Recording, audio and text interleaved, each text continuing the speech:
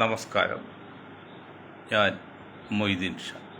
ബഹുമാൻ്റെ നിങ്ങൾക്ക് എല്ലാവർക്കും എൻ്റെയും എൻ്റെ ഗ്രൂപ്പിൻ്റെയും അഭിനന്ദനങ്ങളും ആശംസകളും. സാധാരണ മൊയ്തീൻ ഷാ വിഡ്ഢികൾക്കും മണ്ടന്മാർക്കും വർഗീയവാദികൾക്കൊന്നും മറുപടി കൊടുക്കാറില്ല. പക്ഷെ PC ജോർജിനെതിരെ എന്ത് പറഞ്ഞില്ല എന്ന് പലരും ചോദിക്കുന്നുണ്ട്. ഇതാ നിങ്ങൾ കേട്ടോളൂ. ഇത് നിങ്ങൾ എല്ലാവരും അറിയിക്കണം. ഇതാണ് സത്യമാണ് ഈ പറഞ്ഞത്. സത്യമാണ്, 100% ശരിയാണ്. അറിവുള്ളൂ ചോദിച്ചാൽ അറിയാം. അവിടെ നിങ്ങൾ പരമാവധി ഷെയർ ചെയ്യണം. എന്താ കാര്യം അറിയുമോ? ഇപ്പോൾ ഹലാൽ എന്ന അറബി വാക്കിന് അനുവദനീയമെന്നാണ്, അല്ലെങ്കിൽ അനുവദനീയമായത്. വേറൊന്നും വാക്കിന് അർത്ഥമില്ല. മറ്റു പറഞ്ഞാൽ ശുദ്ധമായത്, ഭക്ഷണമാണെങ്കിൽ ശുദ്ധമായത് അർത്ഥമുള്ളൂ. അത് തെറ്റിദ്ധരിച്ച് എന്തെല്ലാം കുഴപ്പമുണ്ടാക്കി. ഇപ്പോൾ PC ജോർജ് പറഞ്ഞത് ക്രിക്കറ്റ് കളിയിൽ പാകിസ്ഥാൻ നഷ്ടപ്പെടുമ്പോൾ അല്ലാഹു അക്ബർ എന്ന് പറഞ്ഞ് ദുഃഖിച്ചു എന്നാണ്. നിങ്ങൾ ശ്രദ്ധിച്ച് കേൾക്കണം. അല്ലാഹു അക്ബർ എന്ന് പറഞ്ഞാൽ അള്ളാഹു ഉന്നവനാണ്, വലിയവനാണ്. അനുകൂലിച്ച് പറയുന്നതാണ്. പാകിസ്ഥാൻ വിക്കറ്റ് നഷ്ടപ്പെടുത്തുമ്പോൾ നമ്മൾ അദ്ദേഹത്തെ കുറ്റപ്പെടുത്താനല്ലേ ആ രാജ്യത്തെ? അല്ല, സന്തോഷിക്കാമല്ലോ. അള്ളാഹു സ്ത്രീ എടുക്കണം. പക്ഷേ നമ്മുടെ ഏത് രാജ്യം തോറ്റില്ലോ എന്നുള്ളത്. അതിന് ജോർജ് പറയുന്നതറിയോ? അള്ളാഹു കുറഞ്ഞ് ആഘോഷിച്ചു. എന്തൊരു മണ്ടത്തരം നോക്കി. ഈ മണ്ട ശിരോമണികളെ, ഈ ചാണകവും മൂത്തം കുടിക്കുന്ന പാവം ഹിന്ദുക്കളെ ഈ ജോർജ് എന്ന മണ്ടൻ അവരെ വിഡ്ഢികളാക്കാണ്. മണ്ടൻ വിഡ്ഢിയാക്കാണ്. അത് ഏതുപോലെ എന്നറിയോ? ഒരു ചാക്കിനകത്ത് കുറച്ച് സാധനം. അപ്പോൾ ഒരു വിഡ്ഢി മറ്റൊരു വിഡ്ഢിയോട് ചോദിക്കുകയാണ്, ഞാൻ പറഞ്ഞ ചോദ്യം ഉത്തരം പറയാനുള്ള ഈ ചാക്കിലിരിക്കുന്ന മുഴുവൻ ജിലേബി നിനക്ക് തരാമെന്ന് പറഞ്ഞു. പറയൂ, ഇതിനകത്ത് എന്തായിരിക്കും? അപ്പോൾ ആ മണ്ടൻ പറഞ്ഞ് അത് ലഡുവാണെന്ന് പറഞ്ഞു. കണ്ടോ? ജിലേബിയാണ് എന്ന് അവൻ തന്നെ പറയാണ്. എന്നിട്ടും മണ്ടൻ എന്ന് പറഞ്ഞ് അത് ജിലേബിയല്ല, ജിലേബി എന്നല്ല, അവൻ പറഞ്ഞ് അത് ലഡുവാണെന്ന്. അതുപോലെ മണ്ടനായ ജോർജ് വിഡ്ഢിയായ ഹിന്ദു സമൂഹത്തെ ചിലവരെ, എല്ലാവരും ഇല്ല, ഇത് പിന്നെ എന്താണ് ഗോമൂത്രം കുടിക്കുന്ന, അല്ലെങ്കിൽ ഗോമിൻ്റെ മാംസം ഇതിൻ്റെ മലം കഴിക്കുന്ന, അങ്ങനെയല്ലേ? അല്ലാഹു അക്ബർ എന്ന് പറഞ്ഞാൽ അതൊരു പോസിറ്റീവാണ്, നെഗറ്റീവല്ല. പാകിസ്ഥാന് വിക്കറ്റ് പോകുമ്പോൾ നമ്മൾ എന്താ പറയേണ്ടത്? നെഗറ്റീവല്ലേ പറയേണ്ടത്? അത് അവന് അപകടം ബാധിച്ചാൽ നമ്മൾ അള്ളാഹുവിനെ സൂചിക്കുന്നതാണ്. ആ വാക്കിന് അർത്ഥം കാണിക്കാതെ, വാസ്തവത്തിൽ വിക്കറ്റ് കിട്ടുമ്പോഴാണ് അള്ളാഹു ഒക്കെ പറയുന്നത്, അങ്ങനെ അനുകൂലമാണെങ്കിൽ. ഇത് വിക്കറ്റ് പാകിസ്ഥാന് പോകുമ്പോൾ മുസ്ലിങ്ങൾ, മലപ്പുറത്ത് മുസ്ലിങ്ങൾ പറഞ്ഞു പറഞ്ഞത് അത് ദ്രോഹി, അങ്ങനെ രേഖയൊന്നുമില്ല, നീ ഉണ്ടെന്ന് തന്നെ വിചാരിക്കാം. എന്നാൽ അതിൻ്റെ അർത്ഥം എന്താണ്? അള്ളാഹു അക്ബർ എന്ന് പറഞ്ഞാൽ അള്ളാഹു ഞാൻ സ്തുതിക്കുന്നു. എന്താണ്? അവന് വിക്കറ്റ് നഷ്ടപ്പെട്ടതിൽ. അപ്പം പാകിസ്ഥാൻ അനുകൂലമാണോ പ്രതികൂലമാണോ? മണ്ട ശിരോമണി PC ജോർജ്, വിഡ്ഢി ശിരോമണി PC ജോർജ്, അത് അള്ളാഹുവിനെ സ്തുതിക്കുന്നത് പാകിസ്ഥാൻ അനുകൂലമാണോ എതിരാണോ? പാകിസ്ഥാൻ എതിരല്ലേ? അങ്ങനെ നമ്മൾ ഇന്ത്യക്കാരും പറയേണ്ടത്. ഇന്ത്യയും പാകിസ്ഥാനിൽ കളി എടുക്കുമ്പോൾ നമ്മൾ ജയിക്കുമ്പോൾ നമുക്ക് സന്തോഷിക്കാം. പാകിസ്ഥാൻ തോൽക്കുമ്പോൾ നമ്മൾ സന്തോഷിക്കല്ലേ വേണ്ടേ? അതായത് ഇന്ത്യ ജയിക്കുമ്പോൾ നമ്മൾ സന്തോഷിക്കുന്നു, പാകിസ്ഥാൻ തോൽക്കുമ്പോൾ നമ്മൾ സന്തോഷിക്കുന്നു. അപ്പോൾ ഏതാണ് അത് ശരി? രണ്ടും ശരിയല്ലേ? അപ്പോൾ അള്ളാഹു അക്ബർ എന്ന് പറഞ്ഞാൽ അത് നമ്മൾ സ്തുതി പാടാണിത്. അവൻ തോറ്റ് ജയിച്ച് നന്നായി എന്ന് പറഞ്ഞത്. ഇതുപോലെ വിഡ്ഢിത്തരം പറഞ്ഞാൽ ശാരീരികമായിട്ട് വരെയും പ്രതികരിക്കേണ്ടി വരും കേട്ടോ, ഉള്ള കാര്യം പറയാം. ഇനി ഞാൻ പറഞ്ഞ ചില നോവലുകളൊക്കെ എഴുതി കാണിക്കും. ഇതിലെ കഥയും കഥാപാത്രങ്ങളും യാഥാർത്ഥ്യം തന്നെ ജീവിച്ചു കാണും, മരിച്ചാടി യാതൊരു ബന്ധമില്ലെന്ന്. അപ്പോൾ ഇപ്പോൾ ഞാൻ പറഞ്ഞ ഈ വിഷയം സത്യമാണ്, ഊഹമല്ല, കറക്റ്റാണ്. എന്താണെന്നറിയോ? കഴിഞ്ഞ ദിവസം പറഞ്ഞല്ലോ, ക്രിസ്ത്യൻ സമുദായത്തിൽ ജനസംഖ്യ കുറഞ്ഞു വരുന്നു. ഹിന്ദു സമുദായം ഏതാണ്ട് കാര്യമായി വർധനമില്ല. പക്ഷെ മുസ്ലിം സമുദായം ജനസംഖ്യ കൂടുന്നു. ഇന്ത്യയിൽ മാത്രമല്ല, ലോകത്തെ മൊത്തം അവസ്ഥ പറഞ്ഞു. നിങ്ങൾ ഒരു കാര്യം മനസ്സിലാക്കണം. ജനസംഖ്യ, സന്താന ഉൽപ്പാദനം എന്നുള്ളത് സെക്സായിട്ട് ബന്ധമുള്ള കാര്യമാണല്ലോ. സ്ത്രീ പുരുഷന്മാർ ബന്ധപ്പെടുമ്പോഴുള്ള സന്താനം ഉണ്ടാകും. അതത്ര പരിഭാവനവും പരിപൂർണവും സുഷുപ്തിയും സുഖവുമുള്ള അവസ്ഥയാണ് ഈ സെക്സ് എന്ന് പറയുന്നത്. ഞാൻ ചെറിയ ഉദാഹരണം പറഞ്ഞില്ലാക്കാം. ഒരു കോളേജ്, അതിൻ്റെ സ്റ്റെയർകേസ് വഴി കുറേ പെൺകുട്ടികൾ കയറിപ്പോകുന്നു. അപ്പോൾ കുറേ ആൺകുട്ടി ഇറങ്ങി വരുന്നു. അന്ന് ഈ വെൽ ബോട്ടം പാൻറ്റാണ് സത്യഘടന കാലം ഒരു 80 കാലഘട്ടത്തിലൊക്കെ വെൽ ബോട്ടം പാൻറ്റ് ആന പോലത്തെ പാറും ഇതാണ്. പെൺകുട്ടിയാണെങ്കിൽ ചോദിച്ചാൽ പാവാട അമ്പർലക്കട്ടി പാവാട തരും, അന്ന് ചുരിദാർ വന്നില്ല. ഇപ്പോൾ പാവാട വളരെ വിശാലമാണ്. എന്ന് വെച്ചാൽ പാവാട ഉള്ളിൽ ഒരു അര മുക്കാലടി കഴിഞ്ഞാലാണ് ശരീരമായിട്ട് വരുള്ളൂ, അതിനും ഗ്യാപ്പാണ്. അത് പാൻറ്റാണെങ്കിലും ഒരു അരടി കഴിയുമ്പോഴാണ് അത് വരുള്ളൂ. അത്ര ഒരു വിശാലമായ പാൻറ്റിൻ്റെ ആന പോലെ വലിയതാണ്. അപ്പം ഈ പെൺകുട്ടികൾ കയറി പോകുമ്പോൾ ആൺകുട്ടി ഇറങ്ങി വരുമ്പോൾ പരാതി കെട്ടിയെന്ന്. സാധാരണ പെൺകുട്ടി ഇറങ്ങുമ്പോൾ ആൺകുട്ടി ഇറക്കാൻ പാടില്ല. ഇപ്പം അതൊക്കെ മാറ്റി രണ്ട് സ്റ്റെയർ കേസാണ്. പുല്ലിപ്പടി സ്കൂളിലൊക്കെ 2 സ്റ്റെയർ കേസാണ്. പെൺകുട്ടിക്ക് വരെ അങ്ങോട്ട് വരും. പ്രിൻസിപ്പാൾ വിളിച്ചു, ആൺകുട്ടി വിളിച്ചു, എന്താ നിങ്ങൾ കാണിച്ചത്? അപ്പം ആൺകുട്ടികൾ പറഞ്ഞറിയോ, സാറേ പെൺകുട്ടികൾ കയറി പോകുമ്പോൾ ഞങ്ങൾ ഇറങ്ങി വരുമ്പോൾ ഞങ്ങളുടെ വെൽബോട്ടം പാൻറ്റ് അവരുടെ അമ്പർലക്കട്ടി പാവാടയിൽ മുട്ടും, അത് ഞങ്ങൾക്ക് സുഖമുള്ള കാര്യമാണ്. ഇത് പറഞ്ഞ പിന്നെ ആ കുട്ടിയെ എങ്ങനെ നമ്മൾ ഉപദ്രവിക്കാൻ പറ്റും, ശിക്ഷിക്കാൻ പറ്റും എന്ന് പറഞ്ഞാൽ അത്ര പരിഭാവനമാണ്, അത്ര വിലയുള്ളതാണ് സെക്സ് എന്നുള്ളത്. അത് പെട്ടിക്കടയിൽ ചായ കുടിക്കുമ്പോലെ സ്ഥാനത്തും അസ്ഥാനത്തും പാശ്ചാത്യർ കഴിക്കാൻ തുടങ്ങിയപ്പോഴല്ലോ സെക്സോട് താല്പര്യമില്ല. സെക്സ് താല്പര്യം സന്താനം ഉണ്ടാവില്ല. സന്താനം ഉണ്ടാകണം വേണ്ടി മാത്രമാണ് സെക്സ് അധികം എന്ന് വെച്ചാൽ സെക്സ് ആസ്വദിക്കല്ല. പക്ഷെ അത് ആസ്വാദനം കൊടുത്തില്ലെങ്കിൽ സെക്സ് എന്ന് പറയുമ്പോൾ പിന്നെ അത്ര നികൃഷ്ട ജന്തുവാണ് ഈ സ്ത്രീ എന്ന് പറയുന്നത്. കേസ് കൊടുക്കുമല്ല ചില അത് രീതിയാണ്. പക്ഷെ എന്നിട്ട് എന്താണ് സ്ത്രീകളെ പുരുഷൻ ആകർഷിക്കുകയും ഈ ഉത്തരം കണ്ട് താല്പര്യമുള്ളത്? അത് അള്ളാഹു അലി ദൈവം ഈശ്വരൻ എന്ത് ചെയ്ത് ഒരു അനുഭൂതി കൊടുത്തു. അപ്പോൾ സ്ത്രീകൾ എത്ര മോശമായ സ്ത്രീകൾ പുരുഷന് ആകർഷണം എങ്കിലും തലമുറ ഉണ്ടാവുള്ളൂ. അത് കരിക്കാട്ടി കളഞ്ഞ് പാശ്ചാത്യർ ആ കൾച്ചറാണ് ഇപ്പോൾ ഇന്ത്യയിലും വന്നിരിക്കുന്നത്. അതാണ് സന്താനം കുറവ്. ഇനി വേറൊരു കാര്യം പറയുന്നത്, ഇതിനൊക്കെ പുറമെ നിങ്ങൾക്കും എനിക്കും അറിയാവുന്നൊരു കാര്യമാണ്, ഞാൻ ഒന്നുകൂടി ഓർമ്മപ്പെടുത്താണ്. മനുഷ്യൻ്റെ മനസ്സാണ് ഏറ്റവും വേഗതയുള്ള വസ്തു. പക്ഷെ ഈ മനസ്സ് മനുഷ്യ ശരീരത്തിൽ ഏത് ഭാഗത്താണ് ഇതുവരും കണ്ടുപിടിച്ചിട്ടില്ല. എന്നാൽ അങ്ങനെ ഒരു അവസ്ഥാന്തരം മനുഷ്യ ശരീരത്തിലുണ്ടെന്ന് എല്ലാവരും പറയുന്നുണ്ട്.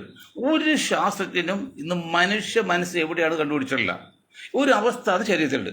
ആ മനസ്സാണ് ഏറ്റവും വേഗതയുള്ളത്. ഞാനിവിടെ ഇരുന്നുകൊണ്ടിരിക്കും, ഇവിടുത്തെ കാര്യം ചിന്തിക്കാം, ചന്ദ്രനിൽ കാര്യം ചിന്തിക്കാം, ഡൽഹിയിൽ കാര്യം ചിന്തിക്കാം, അങ്ങാറ്റ് ഇതെല്ലാം ചിന്തിക്കാം. ലിമിറ്റ്, പക്ഷെ അത് ദൂഷ്യം ഒരു ലിമിറ്റില്ല. എന്ത് ലിമിറ്റില്ല? ഏകമില്ല. 10 കിലോമീറ്റർ 1000 കിലോമീറ്റർ ഇല്ല. പിന്നെ ഏറ്റവും വേഗതയിൽ വസ്തു പ്രകാശരശ്മിയാണ്. ഏറ്റവും ചെറിയ യൂണിറ്റാണ് സെക്കൻഡ്. സെക്കൻഡ്, മിനിറ്റ്, മണിക്കൂർ, ദിവസം അങ്ങനെ പോകണം. ഒരു സെക്കൻഡിന് ഒരു ഞൊടിയുടെ പോലെ നമ്മൾ ഒരു നിമിഷം, ആ ഒരു നിമിഷം അല്ലെങ്കിൽ ഒരു സെക്കൻഡിൽ പ്രകാശം സഞ്ചരിക്കുന്നത് 3 ലക്ഷം കിലോമീറ്ററാണ്.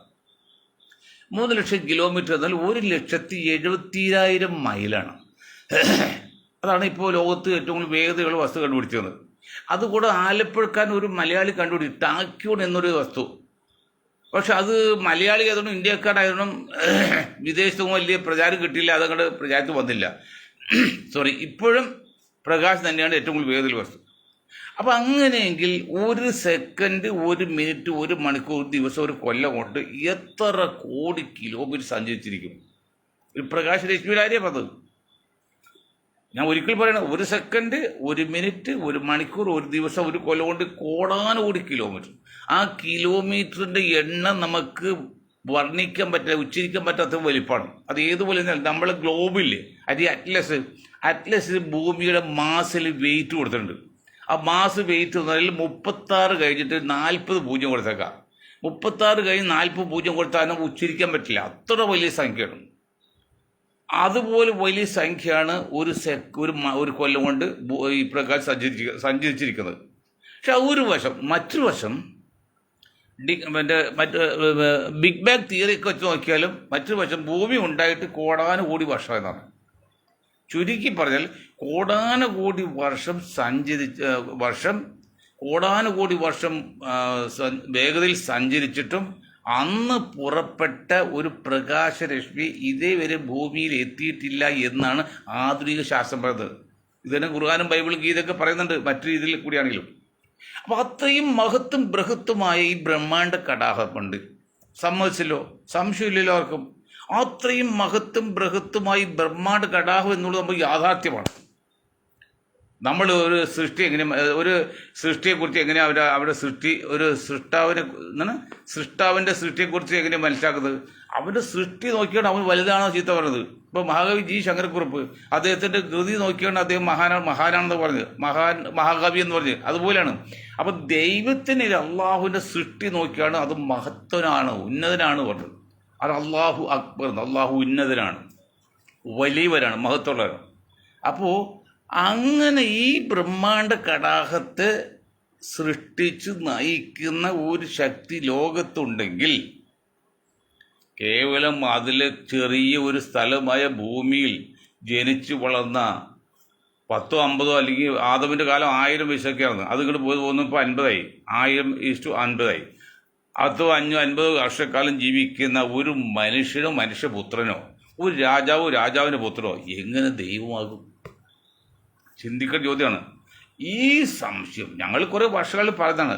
നമ്മുടെ മഹാനായ സുപ്രീം കോടതി ജഡ്ജി കഡ്ജു പറഞ്ഞ് രാമൻ ദൈവമല്ല മനുഷ്യപുത്രനാണെന്നുള്ളത്. അതൊക്കെ അവിടെ കേട്ട ഒരു വിശ്വാസം ഞങ്ങൾ എതിർക്കുന്നില്ല, വിശ്വാസം ചോദിക്കാനും പറ്റില്ല. പക്ഷേ ഇന്ന് ലോകത്ത് ക്രിസ്ത്യൻ സമുദായം ഉൾപ്പെടെ പലവർക്കും ഈ ഒരു സംശയമുണ്ട്. ആരാണ് ദൈവം? ക്രിസ്തു ദൈവമാണോ അതോ മറ്റൊരാൾ ദൈവമുണ്ടോ? ക്രിസ്ത്യൻ എന്നാൽ പല വീടുകളിലും പറഞ്ഞത് ക്രിസ്തുദേവൻ ദൈവമല്ല, ദൈവം വേറൊന്നാണ്. അതല്ലേ സത്യം.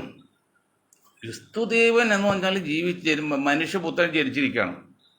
മുഹമ്മദ് നബി മനുഷ്യപുത്രൻ ജനിച്ചിരിക്കുക. അതുപോലെ ഇങ്ങോട്ട് പോയി 1,24,000 പ്രവാചകന്മാർ, പ്രോഫറ്റ്സ്, അവരെല്ലാം മനുഷ്യപുത്രന്മാരിലാണ്. അവരും ദൈവമെന്ന് ആരും പറയുന്നില്ല. പക്ഷേ ഇവിടെ ചില അറിവില്ലാത്തവർ ഇവരെയൊക്കെ ദൈവമായിട്ട് കണക്കാക്കണം. ആ ഒരു സംശയം ഇന്ന് ലോകത്ത് ക്രിസ്ത്യൻ സമുദായത്തിൻ്റെ ഇടയിലും മറ്റ് പലരുടെ ഇടയിലും ഉണ്ട്. മുസ്ലിം സമുദായത്തിൻ്റെ ഇടയിൽ ആ ഇടയിൽ ഇല്ല. എന്താ കാരണം? അവർ അത് ദൈവമായിട്ട് കണക്കാക്കുന്നില്ല, അവർ പ്രവാചകന്മാരായിട്ട് കണക്കാക്കുന്നത്. ക്രിസ്തുദേവന് മുഹമ്മദ് നബി പ്രവാചകൻ, അത് ദൈവത്തിൻ്റെ ദൈവദൂതൻ, ദൈവത്തിൻ്റെ ദൂതൻ നമുക്ക് കൂടി അംബാസിഡർ എന്നൊക്കെ പറയുമ്പോൾ റെപ്രസെൻറ്റേറ്റീവ് എന്നൊക്കെ പറയുന്നത് ദൈവദൂതനാണ്. അതുകൊണ്ട് ആ സമുദായത്തിൻ്റെ ഈ സംശയമില്ലേ, അതാണ് അവർ നിരീശ്വരവാദത്തിൽ പോകാത്തത്. ക്രിസ്ത്യൻ സമുദായത്തിൽ നല്ലൊരു ശതമാനം നിരീശ്വരവാദിയെ പോകണം, ഹിന്ദു സമുദായത്തിൽ അറിയുക. അപ്പോൾ കാര്യങ്ങൾ മനസ്സിലാക്കിയില്ലെങ്കിൽ ഇതുപോലെ അപകടം വരും. അപ്പോൾ ഈ നിരീശ്വരവാദത്തിലേക്ക് പോവുകയൊക്കെ ചെയ്യുമ്പോഴേ എന്ത് പറ്റുമെന്നറിയോ? ഈ പള്ളി പറയുന്നതും പ്രമാണം ശരിയല്ല എന്ന് ചോദിച്ചിട്ട് അവർ നിരാശയുടെ പക്കത്താവും. നിരാശയുടെ പക്കത്ത് പറഞ്ഞാൽ കുറേ പേര് നിരീശ്വരവാദത്തിലേക്ക് പോകും, കുറച്ച് പേര് നിരാശനായി പോകും. നിരീശ്വരവാദം വേറെ, നിരാശം വേറെ. നിരീശ്വരവാദത്തിൽ പോയാലും സമുദായത്തിന് ഗുണമില്ല, നിരാശനായി പോയാലും കുഴപ്പമില്ല. ആ നിരാശനായി പോയി ഘട്ടത്തിൽ പണ്ട് കാലത്ത് ഹിപ്പി 1970 കാലഘട്ടത്തിലൊക്കെ ഹിപ്പി വന്നില്ലേ, അതൊക്കെ അങ്ങനെ നിരാശനായി പോയ വർഗ്ഗങ്ങളാണ്. അവർക്കൊന്നും സമൂഹത്തിൽ ഒരു ഗുണമില്ല, അവർക്ക് ഗുണമില്ല, അതിങ്ങനെ ഉറങ്ങി തീർന്നു ജീവിതം. അതുകൊണ്ട് ആദ്യമായിട്ട് ലോകത്തെ ഇതര മതങ്ങൾ, ഇസ്ലാം ഒഴിച്ച് ബാക്കി മതങ്ങളെല്ലാം നിങ്ങൾ പറയണം ആരാണ് ദൈവം. അങ്ങനെ പറഞ്ഞ് അണികളെ ബോധ്യപ്പെടുത്തി അണികളെ കൂടെ നിർത്തിയില്ലെങ്കിൽ അണികൾ ഈ ഒരു ചിറ എന്ന് പറയില്ലേ, മണൽ ചിറ, ഒരു ഡാം പോലും കെട്ടുന്ന മണൽ ചിറ കിട്ടും. പക്ഷെ മണൽ ചിറയിൽ സൂചിക്കുന്ന ഗ്യാപ്പ് വന്നാൽ പിന്നെ അത് മുഴുവൻ ഒലിച്ചു പോകും. അതുപോലെ അണികൾ മുഴുവൻ ഒലിച്ചു പോകും. പറഞ്ഞിട്ട് കാര്യമില്ല. ഇപ്പം 2010 മുതൽ 2020 വരെ 10 വർഷത്തെ വളർച്ച സ്റ്റഡി ചെയ്ത ഒരു സംഘടന, ആ സംഘടന പറഞ്ഞാണ് ക്രിസ്ത്യൻ സമുദായം വളരെ അധികം പേര് നിരീശ്വരവാദത്തിലേക്ക് പോകുന്നു, മതത്തിൽ വിട്ടുപോകുന്നു ഒക്കെ. അത് സത്യമാണത്. കാരണം ഇതാണ്, നിങ്ങൾ സത്യം പറഞ്ഞ് പഠിപ്പിക്കണം. ക്രിസ്തുദേവൻ ദൈവമാണോ ദൈവത്തിൻ്റെ ദൂതനാണോ എന്നത്. ആ തെറ്റിദ്ധാരം മാറ്റിയില്ലെങ്കിൽ നിങ്ങൾ ക്രിസ്തു സമുദായം തന്നെ അപകടത്തിലാണ്. നമുക്ക് ഒരു കാരണവശാലും ഏതൊരു മതവും നശിച്ചു പോകുന്നത് താല്പര്യമില്ല. അതിൽ ഒരു മതസ്ഥൻ മറ്റു മതത്തിൽ പോകുന്നതും താല്പര്യമില്ല. പിന്നെ മനസ്സുകൊണ്ട് ആശയപരമായിട്ട് ഐഡിയോളജിക്കലി ആയിട്ട് ഇപ്പോൾ ഒരാൾ വരാണ് ക്രിസ്തു മതത്തിൽ പോകണം, അല്ലെങ്കിൽ ഹിന്ദു മതത്തിൽ പോകണം, അല്ലെങ്കിൽ മുസ്ലിം മതത്തിൽ പോകണം, കുഴപ്പമില്ല. അല്ലാതെ വിവാഹം കഴിക്കാൻ വേണ്ടിയോ അല്ലെങ്കിൽ മറ്റു കാര്യങ്ങൾക്കോ കാര്യലാഭത്തിന് വേണ്ടിയോ മതം മാറുന്നതിലൊന്നും നമുക്കൊരു താല്പര്യമില്ല. അങ്ങനെ മതം മാറിയിൽ രക്ഷയില്ല എന്ന് പറയാൻ കാരണം, ഇപ്പം തിരുവനന്തപുരത്ത് ഏതാനും മാസം മുൻപ് 150 പേര് പങ്കെടുത്ത ഒരു പെന്തക്കോസ്തി യോഗം ഞായറാഴ്ച രാവിലെ യോഗം. അവിടെ 10-15 ഹിന്ദു ഐക്യവേദിയിൽ വന്നിട്ടുണ്ടോ, ബഹളം ഉണ്ടാക്കിയപ്പോൾ ഈ 150 പേരിൽ 140 പേരും അങ്ങോട്ട് പേടിച്ച് ഓടിപ്പോയി. 10 പേരോ തന്നെ ഉള്ളൂ, അവരെ ചവിട്ടിക്കൂട്ടി. നിങ്ങൾ ഒരു കാര്യമല്ല, അതേ സ്ഥാനത്ത് ഒരു 100 മുസ്ലിമാണ്, ഒരു 200 പേര് ആക്രമിക്കാൻ വന്നു. അത് 100 മുസ്ലിങ്ങൾ ഓടില്ല, അവിടെ നിന്ന് ഫൈറ്റ് ചെയ്യും. ഇന്നിപ്പോൾ കണ്ടില്ലേ, ഇന്ന് പറഞ്ഞൊരു കാര്യമുണ്ട്. നിങ്ങൾ അമേരിക്കയുടെ പട്ടി പോലെയാണ്. പട്ടി ആക്രമിക്കാൻ വരുമ്പോൾ നിങ്ങൾ ഓടിക്കഴിഞ്ഞാൽ പട്ടി നമ്മളെ ആക്രമിക്കും. പിടിച്ച് എതിർത്ത് നിൽക്കുകയാണെങ്കിൽ പട്ടി ആക്രമിക്കില്ല. അതുപോലെ അമേരിക്ക നിങ്ങൾ ഭയന്ന് ഓടിയാൽ അവൻ ആക്രമിക്കും. ഭയന്ന് ഓടാതിരുന്നാൽ തിരിച്ച് അമേരിക്ക പുറകിലേക്ക് പോകും. ഇറാൻ ഉദാഹരണമല്ലേ. അപ്പോൾ അതുകൊണ്ട് നിങ്ങൾ മനസ്സിലാക്കേണ്ട കാര്യം അതാണ് ഇവിടെ സംഭവിക്കുന്നത്. ഇനി വേറൊരു കാര്യം ഇന്ത്യയിലെ ക്രിസ്ത്യാനികൾക്ക് വന്നിട്ടുണ്ട് അപകടം. അത് ഞാൻ മനസ്സിലാക്കാം. ഞാൻ പറഞ്ഞ് ഒരു കാരണവശാലും ക്രിസ്ത്യൻ സമുദായം മറ്റ് ഇതര സമുദായത്തെ പോലെ നമ്മുടെ സഹോദരന്മാരാണ്, നമ്മുടെ പൗരന്മാരാണ്. യാതൊരു അകൽച്ച മാനസികമായിട്ടും ഉണ്ടാകാൻ പാടില്ല, ശാരീരികമായിട്ടും ഉണ്ടാകാൻ പാടില്ല. പക്ഷെ സത്യം പറയണ്ടേ, ഇന്ന് മധ്യപ്രദേശം വെച്ചാണ് 12,000 പേര് ഇരുന്ന് പ്രാഥമിക സൗകര്യം പല്ലം പോലീസ് സഹായത്തോടെ വന്ന് പൊളിച്ച് എല്ലാം കളഞ്ഞ്. കാസ ഉണ്ടല്ലോ ഇവിടെ. കാസ ആടെ ഇസ്രായേൽ സൃഷ്ടിയാണ്. ക്രിസംഖി ഉണ്ട്, അത് പിന്നെ ഹിന്ദു സംഖ്യ സൃഷ്ടിയാണ്. നിങ്ങൾ മനസ്സിലാക്കണം, 30 കോടി ജനങ്ങളുണ്ട് ഇന്ത്യയിൽ മുസ്ലിങ്ങൾ. റൗണ്ട് അബൌട്ട് ക്രിസ്ത്യൻ സമുദായം 2 കോടിയുള്ളൂ. അല്പം വ്യത്യാസം എന്തൊക്കെ ഇല്ലെന്ന് ഞാൻ പറഞ്ഞത്. പക്ഷെ അങ്ങനെ വരുമ്പോൾ 2 കോടി 30 കോടി 1:15 ഒരു ക്രിസ്ത്യാനികളിൽ 15 മുസ്ലിം ഉണ്ട് ഇന്ത്യയിൽ. അതാണ് റേഷ്യോ. അപ്പോൾ ഒരു ക്രിസ്ത്യാനിക്ക് എവിടെയെങ്കിലും ഒരു അപകടം പറ്റിയാൽ, ഒരു ബുദ്ധി ഉണ്ടായാൽ, ഏതാനും മാസം മുമ്പിലാണല്ലോ ഇന്ത്യയിലെ ഏതൊരു മുസ്ലിമും അവന് വേണ്ടി ബാധിക്കും, ജീവങ്ങളെ തയ്യാറായിരുന്നു. അതുകൊണ്ട് ഇവിടെ സംഘപരിവാർ ചെറിയ ഭയം ഉണ്ടായിരുന്നു. ഇപ്പം എന്താണ്, സംഘപരിവാർ തന്ത്രം ഉപയോഗിച്ചിട്ട് ക്രിസ്ത്യാനികൾ മുസ്ലിം നമ്മൾ തെറ്റിച്ച് ആ ബലം പോയില്ലേ. ഇപ്പം എവിടെ ഇട്ട് ആക്രമിച്ചാലും മുസ്ലിങ്ങൾ ശ്രദ്ധിക്കലാമെന്ന് ഞാൻ പറയാം. പക്ഷെ ഞങ്ങൾ മുസ്ലിങ്ങൾ പ്രത്യേകം വേണ്ട, അതൊന്നും നിങ്ങൾ ചിന്തിക്കരുത്. അതൊക്കെ അവരുടെ അറിവില്ലായ്മയും അവരുടെ ചില തട്ടിപ്പാണ്. നിങ്ങൾ ക്രിസ്ത്യ സഹോദരങ്ങൾക്ക് ആരെങ്കിലും ഉപദ്രവിച്ചാൽ നിങ്ങളുടെ ജീവൻ കൊടുത്ത് അവർ രക്ഷപ്പെടുത്തണം. അത് ഒരു അമാന്തം വിചാരിക്കരുത്. അത് പറയുന്ന ആത്മാർത്ഥമായിട്ടാണല്ലോ, അവർ ഭംഗിവാക്കല്ല. ചിലർ വേണ്ടണം എന്ന് പറയും. വേണം വേണ്ട, അത് വേണ്ടണം. അത് നെഗറ്റീവ് പോസിറ്റീവ്. ഞങ്ങൾ മൊയ്തീൻ പറഞ്ഞ് വേണമല്ല, വേണമെന്ന് തന്നെയാണ്. അങ്ങനെ ഏതെങ്കിലും ക്രിസ്തീയ സഹോദരങ്ങളെ, ഇനി ക്രിസ്തീയ സഹോദരൻ മാത്രം ഏത് മനുഷ്യരെ ആക്രമിച്ചാലും നിങ്ങൾ കണ്ടുകൊണ്ടിരിക്കരുത്. നിങ്ങൾ അവരെ സഹായിക്കണം, മാറ്റി വെക്കണം. ഇപ്പോൾ ക്രിസ്ത്യൻ സമയത്ത് പ്രത്യേകിച്ചും അല്ല, അതിൽ യാതൊരു വിഭാഗീയതയോ അല്ലെങ്കിൽ അവർ ഇങ്ങനെ ഇല്ലാത്ത അനാവശ്യമൊക്കെ മുസ്ലിങ്ങൾ പേരിലുണ്ടാക്കിയാന്ന് ഓർത്ത് അവിടെ വാശി തീർക്കരുത്. ആ വാശി തീർത്താൽ ഇന്ന് ഞാൻ നാളെ നീ ഓർമ്മയിലാവും. ജർമ്മനിൽ ഉണ്ടായതുപോലെയാണ്. ആദ്യം നാല് വിഭാഗക്കാരിൽ ആദ്യ വിഭാഗം എതിർത്തപ്പോൾ മറ്റൊരു 3 പേരും മിണ്ടിയില്ല. അങ്ങനെ എതിർത്ത് അവസാനം എന്നെ എതിർക്കാൻ വന്നപ്പോൾ ആരും എനിക്ക് വാദിക്കാൻ ഉണ്ടായില്ല എന്നുള്ള കവിവചനമില്ലേ. അതുപോലെയാണ് ഇവരിത് അതാണ് വിഭജിച്ച് ഭരിക്കാനുള്ള ബ്രിട്ടൻ തന്ത്രമാണ്. അതിപ്പോൾ ഇസ്രായേലും പറ്റുന്നത്, അല്ലെങ്കിൽ പിന്നെ ഇന്ത്യയും പറ്റുന്നത്, സംഘപരിവാർ പറ്റുന്നത്. അപ്പോൾ വിഭജനം നമുക്ക് ബാധകമല്ല. നമ്മൾ ഇന്ത്യയിലെ എല്ലാ ജനങ്ങളെയും സ്നേഹിക്കണം. മനസ്സുകൊണ്ട് പോലും മോശം ചിന്തിക്കാൻ പാടില്ല. പ്രത്യേകിച്ച് പ്രബല ന്യൂനപക്ഷമായ രണ്ടാമത്തെ ന്യൂനപക്ഷമായ ക്രിസ്ത്യൻ സമുദായത്തിൽ ആരെങ്കിലും ഇന്ത്യയിലെ ഇന്ത്യ വിട്ടുള്ള ഇന്ത്യയിൽ ആക്രമിക്കാൻ ശ്രമിച്ചാൽ നിങ്ങൾ ജീവനും കൊണ്ട് നിങ്ങൾ അവരെ രക്ഷപ്പെടുത്തണം. അത് നമ്മുടെ കടമയാണ്, ബാധ്യമാണ്, ഉത്തരവാദിത്തമാണ്, ധാർമ്മിക കടപ്പാടും കൂടിയാണ്. ബഹുമാന്യരെ, ഇപ്പം മനസ്സിലായില്ലേ? അതുകൊണ്ട് ക്രിസ്ത്യൻ സമുദായം പ്രത്യേകം ശ്രദ്ധിക്കേണ്ടത് ഞാൻ ക്രിസ്ത്യൻ സമുദായം ഉദ്ദേശിച്ചത് ഇന്ത്യയിൽ മാത്രമല്ല, പാശ്ചാത്യത്തെക്കുറിച്ചാണ്. പാശ്ചാത്യർ കൂടുതൽ ശ്രദ്ധിക്കേണ്ടത് ഈ പെട്ടിക്കടയിൽ പോയി ചായ കുടിക്കുമ്പോൾ സെക്സ് പ്രോത്സാഹിപ്പിക്കില്ലേ. ഞാൻ എൻ്റെ സുഹൃത്തുണ്ട് ആലുവയിൽ, അമേരിക്കയിൽ, സ്വന്തമായിട്ട് വിമാനം കൊടുത്ത വലിയൊരു പിന്നെ എന്താണ് എഞ്ചിനീയർ, ഇലക്ട്രോണിക് എഞ്ചിനീയറാണ്. ഇവിടെ ഇലക്ട്രോണിക് ചെയർമാനായിട്ട് വഹിക്കാമെന്നാണ്. എന്നിട്ട് ഇവിടെ ഇതിലെ ഗവൺമെൻറ് സമ്മതിച്ചില്ല. ജാവേദ് ഹസനുമായിട്ട് ആലുവയിലുള്ള മക്കാറുള്ള ഫാമിലിയുടെ ജാവേദ് ഹസൻ മക്കാർ വെള്ളയല്ല, അവർ കുടുംബ ഫാമിലിയാണ്. അദ്ദേഹം മകള് 15 വയസ്സായപ്പോഴേക്കാണല്ലോ ഇന്ത്യയിൽ കൊടുത്ത് കല്യാണം കഴിച്ചു. അന്ന് ഈ 18 വയസ്സ് നിയമം ഒന്നല്ല, ഞാൻ പറഞ്ഞ 10-30 വർഷം മുമ്പാണ്. ഞാൻ ചോദിച്ചു പറയാം, എൻ്റെ പൊന്നിഷ അവിടെ പെൺകുട്ടി 10 വയസ്സ് കഴിഞ്ഞാൽ പിന്നെ പെൺകുട്ടി നിർത്താൻ പറ്റില്ല. കാരണം ആമ്പിള്ളേർ വന്ന് കൊണ്ടുപോയി പോയില്ലെങ്കിൽ വെടിവെച്ച് കൊല്ലൂതൊക്കെ പറഞ്ഞ് എനിക്കറിയില്ല. അങ്ങനെ എല്ലാവർക്കും തോക്ക് ഉപയോഗിക്കാൻ ലൈസൻസ് ഉണ്ടല്ലോ. അങ്ങനെയുള്ള കാര്യമാണ്. അങ്ങനെ വന്നു കഴിഞ്ഞാൽ പിന്നെ പ്രസവിക്കില്ല. നീ പെണ്ണുങ്ങൾക്ക് പ്രസവിക്കുന്ന ആവശ്യമില്ല. അല്ല, ഇപ്പോൾ ചായ കുടിക്കും പോലെ മേടിച്ചത് കാര്യം നടത്തി ആണിൽ പോരാ പെണ്ണും പോരാ, പിന്നെ എന്തിനു കല്യാണം കഴിക്കണം? എന്നാണ് കല്യാണം കഴിക്കുന്നത്? അത് നാശത്തിൻ്റെ ആരംഭമാണെന്ന് മനസ്സിലാക്കാൻ വൈകിയാൽ അമേരിക്കയിലും ബ്രിട്ടനിലും യൂറോപ്പിലും പാശ്ചാത്യായാലും വംശം നിന്നു പോകും. പക്ഷെ മുസ്ലിം സമുദായം അവിടെയാണെങ്കിലും ഇവിടെയാണെങ്കിലും ഉണ്ടോ, അവർ വിശ്വസിക്കുന്ന പ്രത്യേകം അത് 18 വയസ്സ്. ഇപ്പോൾ ഇന്ത്യയിലാണെങ്കിൽ 18 വയസ്സ്, മറ്റ് രാജ്യങ്ങളൊന്നുമില്ല 10-14 വയസ്സൊക്കെ കല്യാണം കഴിക്കാറുണ്ട്, നിയമമില്ലാത്തടത്ത്. 18 വയസ്സ് കഴിഞ്ഞ് കേരളത്തിൽ ഇന്ത്യയിലൊക്കെ ഏത് പാവപ്പെട്ട സ്വന്തമായിട്ട് കല്യാണം കഴിച്ചോളൂ, അല്ലെങ്കിൽ തെണ്ടിയിട്ടെങ്കിലും കല്യാണം കഴിപ്പിക്കും.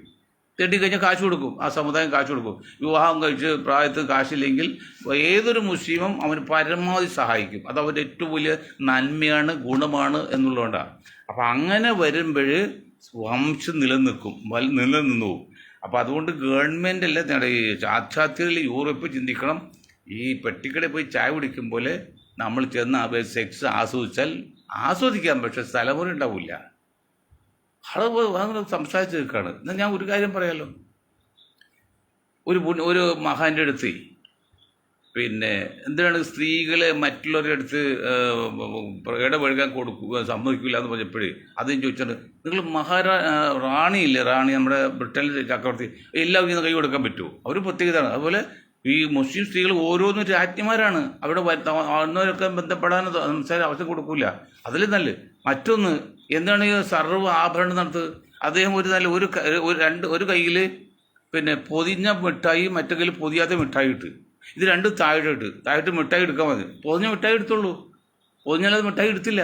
അതുപോലെ ഇന്ന് ആലോചിച്ച് നോക്കി, അമേരിക്കയിലെ ഏറ്റവും വലിയ റിസർച്ച് വിങ്ങർ പറയുന്നത് ഈ സ്ത്രീകൾ ഇങ്ങനെ ഒരു 99% നഗ്നമായതുകൊണ്ട് അവർക്ക് പല പല രോഗങ്ങൾ വരുന്നുണ്ട്, വായിൽ കൂടിയും ഒക്കെ.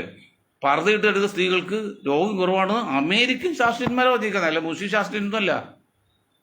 മനസ്സിലെ ശരീരം മറക്കുക എന്ന് അത് തന്നെ ആലോചിച്ച് നോക്കുക. ആ മറച്ച ശരീരം ഭർത്താവിന് മുമ്പിൽ മാത്രം അവൾ ആ പർദ്ദ ഊരുമ്പോഴേ കിട്ടുന്ന ഒരു സുഖവും സന്തോഷവും സമാധാനവും ഐശ്വര്യവും കിട്ടുമോ മറ്റുള്ളത്? ഇത് നിങ്ങൾ ആലോചിച്ച് നോക്കിയേ. സായിപ്പന്മാർ പരിഷ്കാരം, ആണുങ്ങൾ മുൻകൈയും മുഖം വെച്ച് ബാക്കി എല്ലാം മറക്കും, തയ്യലും കിട്ടും, കഴുത്തോട് കിട്ടും. പെണ്ണുങ്ങളോ പരമാവധി ലെസ് ഡ്രസ്സ്. റെയിൽവേ പറയും ലെസ് ലഗേജ് മോർ കംഫർട്ടബിൾ എന്ന്. ലഗേജ് കുറച്ച് കൂടുതൽ സന്തോഷം യാത്ര ചെയ്യാന്ന് പോലെ ലെസ് ഡ്രസ്സാണ് സ്ത്രീകൾക്ക്. അതാണോ കൾച്ചർ? ബുദ്ധിയുള്ളവർ ചിന്തിച്ച് നോക്ക്. അതാണോ ലോകത്ത് നമുക്ക് വേണ്ട കൾച്ചർ മതങ്ങൾ പറയുന്നത്?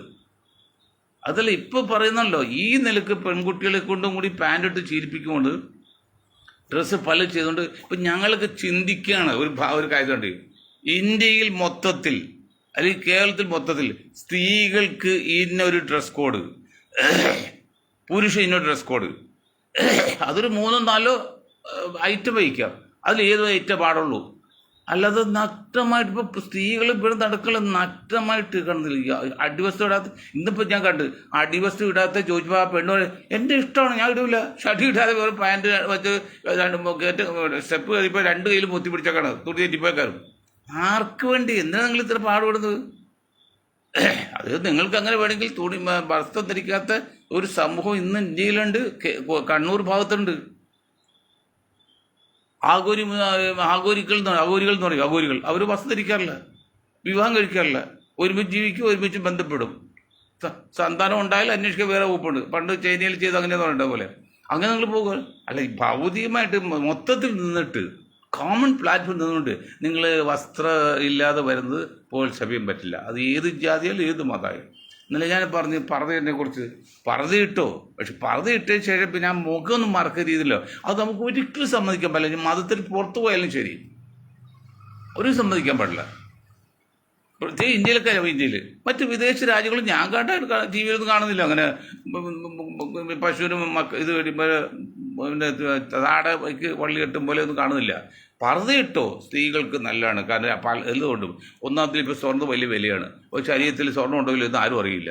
അല്ലാതെ സ്വർണ്ണത്തിന് പകരം ഞാൻ പണക്കാരെന്നറിയാണ്ട് പണ്ട് തെണ്ണ് ആദായം കെട്ടി തൂക്കിയപ്പോൾ തമാശ പറയുന്നുണ്ട്. എനിക്കുണ്ട് സ്വത്തിന് നിറയ്ക്കാനുള്ള സ്വർണ്ണം എന്ന് പറഞ്ഞാൽ അതൊന്നുമില്ല. അപ്പം അതൊക്കെ നല്ലതാണ്. അത് തന്നെയല്ല, വെയിൽ കൊള്ളാതെ, വായു കെട്ടുക്കാതെ, പൊടി ഒഴിക്കാതെ. അത് കഴിഞ്ഞ് നമ്മൾ സോക്സ് ഇട്ട് ശീലിക്ക്. സോക്സ് ഇട്ട് ശീലിച്ചാൽ കാല് ഊരുമ്പോഴല്ലോ ആ കാറിന് കളറുണ്ട്. അതുപോലെയാണ് വസ്ത്രം മുഴുവൻ ശരീരം മുഴുവൻ മറക്കുന്ന നല്ല തെറ്റൊന്നുമില്ല. പക്ഷെ അതൊരു ഡ്രസ് കോഡൊന്നും നമ്മൾ പറയുന്നില്ല. ഡ്രസ് കോഡ് അല്ലാത്ത രീതിയിൽ 3-4 സൈസ് സ്ത്രീകൾക്ക് ഇന്ന കാര്യങ്ങൾ, കുട്ടികൾക്ക് ഇന്ന പോലെ, പുരുഷന്മാർക്ക് ഇന്ന പോലെ ഒരു 4-5 മോഡൽ കൊടുക്കുക. അല്ലെങ്കിൽ ഏതെങ്കിലും മോഡലെ പാടുള്ളൂ എന്ന് പറഞ്ഞു. അങ്ങനെയൊക്കെ പറയേണ്ട കാലം അതിവിദൂരമല്ല.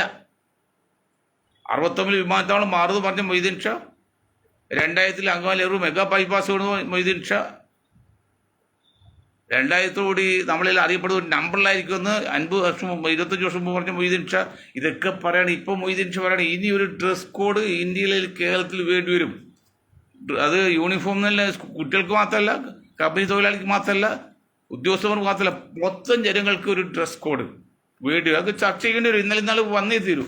അത് ഒരു കാര്യം പറയാം, ക്രിസ്ത്യൻ സമുദായത്തോടും മറ്റും പറയുന്നത് നിങ്ങൾ ഈ സന്താനം കുറയുന്നതിന് കാരണം ഇതാണ്.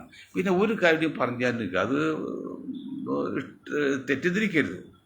കന്യാസ്ത്രീ മഠം ക്രിസ്ത്യൻ സമുദായത്തിൽ നല്ലൊരു ഐഡിയയാണ്, നല്ലൊരു ആശയമാണ്, ഒരു തെറ്റുമില്ല. കാരണം സ്ത്രീകൾ സമൂഹം മുഴുവൻ ജനങ്ങളെ സേവിക്കാൻ, ഈ സമുദായം സേവിക്കാൻ വേണ്ടി നല്ല. പക്ഷേ അവർക്ക് നിങ്ങൾ ചെയ്യേണ്ടത് അവർക്ക് വിവാഹം കഴിക്കാൻ അനുവാദം കൊടുക്കുകയും സന്താനം ഉൽപ്പാദിക്കാൻ അനുവാദം കൊടുക്കും. ഇത് ഏതാണ്ട് നല്ലൊരു ശതമാനം കന്യാസ്ത്രീയായിട്ട് പോകണം ക്രിസ്ത്യൻ സമുദായത്തിൽ. അവർക്ക് കുട്ടികളുണ്ടോ? നല്ല ശതമാനം അച്ഛനായിട്ട് പോവാണ്. അവർ കുട്ടികളുണ്ടോ? എന്തുകൊണ്ട് കുട്ടികളുടെ എണ്ണം കുറയുന്നു, അല്ലെങ്കിൽ ജനസംഖ്യ കുറയുന്നു? പല പല ഘടകങ്ങളിൽ ഓരോ ഘടകങ്ങൾ ഇത് തന്നെയാണ്. അപ്പോൾ നിങ്ങൾ അച്ഛനാണെങ്കിൽ ആയിക്കും, ഒരു കുഴപ്പമില്ലത്. പക്ഷെ അവർക്കും കല്യാണം, ചില അച്ഛന്മാർക്ക് അനുവാദമുണ്ട്, അനുവാദം കൊടുത്ത് സന്താനം ഉണ്ടാക്കാനുള്ള അനുവാദം കൊടുക്കണം. അവർ കന്യാസ്ത്രീകൾക്ക് വിവാഹം കഴിക്കാനുള്ള അനുവാദം കൊടുക്കണം. അങ്ങനെ ഇല്ലാത്തൊരു രീതിയൊക്കെ ഉണ്ടാക്കി കഴിഞ്ഞാൽ അവസ്ഥ വർഗം നിന്നു പോകും.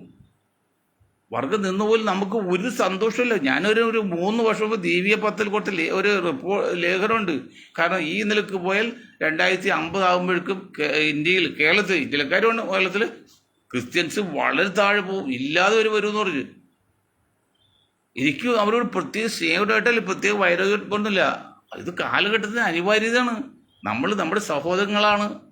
സഹോദരങ്ങൾക്ക് സഹോദരം എന്നാണ്, സഹോദരങ്ങളാണ്. അവർക്കൊരു ആപത്ത് നമുക്ക് സന്തോഷിക്കാൻ കാണാൻ പറ്റില്ല. അത് ഏത് ജാതിക്കാണെങ്കിലും. അതുകൊണ്ട് ബഹുമാനര് വിവാഹത്തിൻ്റെ കാര്യം പറയുമ്പോൾ നിങ്ങൾ ഈ പെട്ടിക്കടയിൽ പോയി ചായ കുടിക്കുന്ന രീതി ഉപേക്ഷിക്ക്. നിങ്ങൾ വിവാഹം കഴിച്ച് കുടുംബജീവിതം വെച്ചാൽ ഇന്ത്യയിൽ മാത്രമാണ്, യൂറോപ്യൻ കൺട്രീസിൽ വിവാഹ ജീവിതം കുടുംബജീവിതം ഇല്ല, കുടുംബമില്ലെന്നേ. ചൈനയിൽ പോലും കുടുംബമില്ലെന്നാണ്. വിവാഹം കഴിച്ച ഒരു കുട്ടി ഉണ്ടാവും, അങ്ങോട്ട് മാറും. അത് വളർത്തുന്നത് വേറെ സ്ഥലത്താണ്. അത് വളർത്തുന്ന സ്ഥലത്ത് വേറെ ഉണ്ട്. ഈ അമ്മയും കുഞ്ഞും അറിയാത്തതുകൊണ്ട് മകൻ പ്രായപൂർത്തിയായപ്പോഴേ അമ്മയെ അറിയാതെ കല്യാണം കഴിച്ചൊരു കഥ പറയുന്നുണ്ട്. എന്തുമാത്രം ശരിയെന്ന് അറിയില്ല. അതൊക്കെ സംഭവിക്കാം. കാരണം കുഞ്ഞുങ്ങൾ ജനിച്ച് കൊടുക്കാൻ വളർത്തുന്ന വേറെ ഗ്രൂപ്പാണ്, അമ്മ അറിയുന്നില്ല. അത്രയുള്ള പരിഷ്കാരം നമുക്ക് ഇന്ത്യക്കാർക്ക് വേണ്ട. നമുക്ക് പരിഷ്കാരം നല്ലതാണ്. അപ്പോൾ ഇത്തരത്തിൽ ഒരു കാര്യങ്ങളും ശ്രദ്ധിച്ച് മുന്നോട്ട് പോകുന്ന ഞാൻ ക്രിസ്തീയ സമുദായത്തിലെ പുരോഹിതന്മാരോടും ഭരണകർത്താക്കളോടൊക്കെ വിനയമായിട്ട് ഒരു അഭ്യർത്ഥനയാണ്, റിക്വസ്റ്റാണ്. ഇതൊന്നും ഒരു കളിയാക്കാൻ വേണ്ടി, കുറ്റപ്പെടുത്താൻ വേണ്ടിയല്ല. 100% ആത്മാർത്ഥമായിട്ടാണ് ആ സമുദായത്തിൽ ഒരു വീഴ്ച വരുന്നുള്ള പ്രാർത്ഥന ഞാൻ പറഞ്ഞത്. എല്ലാവർക്കും നടക്കും. ഇത്രയും കാര്യം പറഞ്ഞുകൊണ്ട് ഞാൻ എൻ്റെ വാക്ക് നിർത്താണ്. നിങ്ങൾക്ക് ഒരായും നന്ദി. ജയ് ഹിന്ദ്.